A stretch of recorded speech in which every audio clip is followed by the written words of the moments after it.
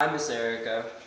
I thought about what you could maybe do for your paper, and for your 10-page paper, I was thinking that you could focus on maybe two different things. First, how African Americans they gained independence and they started gaining a lot more political freedom as time went on, especially up until today. And you can talk about how the Constitution said that all men were equal, however, they excluded African American men. Another important thing you can talk about is how Latin Americans gained independence in their lands. Now, going back to the African Americans, it's important to note when revolutions really started taking place. And about in the 1700s and the 1800s, that's where slave revolutions really started taking place. In fact, the only successful slave revolution was in Hispaniola in Santo Domingo. And where did they get this inspiration to just revolt? Well, you can talk about the American Revolution.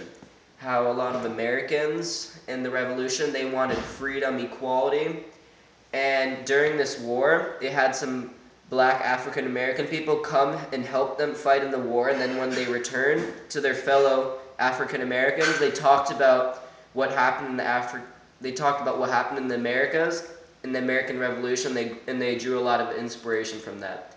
Now going back to the Latin American lands, they they wanted independence, but they didn't want to make everyone equal.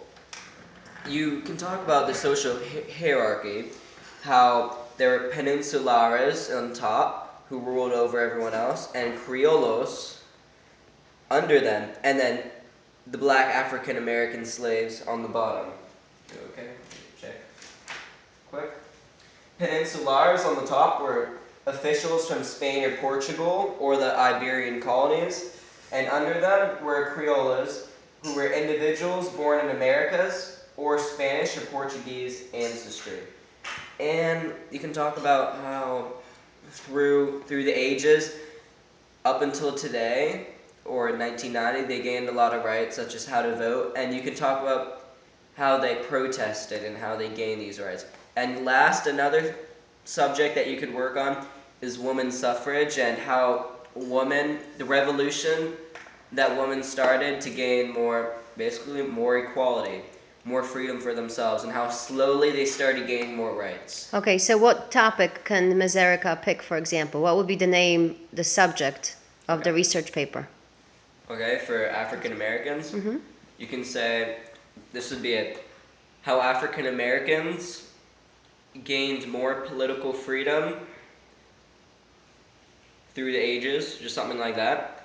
And for Latin Americans, you would talk about how they gained independence and how they gained more political freedom. And for women, you can talk about how women just gained more rights, and you can talk about their revolution, and you can talk in chronological order of the rights they started out with, the rights they started to get, how first they were viewed as property, then they were allowed to inherit property, and then one of their last rights given were the right to vote. And you can talk about why those rights came into place. That's Thank what you, I have to Luke. say. Thank you. Did you have to do a research paper like that yourself? No, but I'm reading a lot about that kind of stuff in world history. So what century are you in right now? Because Ms. Erika was actually studying French Revolution Well, at the college. I know a little bit about the rights that were given in the more current day, like voting rights and things like that. But right now, I'm going into the 18th and 19th century, the 1700s and the 1800s. So when was the French Revolution? The French Revolution? Why are you asking me this? Because I'm not sure. It's all right. This is irrelevant. Irrelevant. Thank you very much. Good job. My Nice pleasure. job. You're going to play us some piano now? No.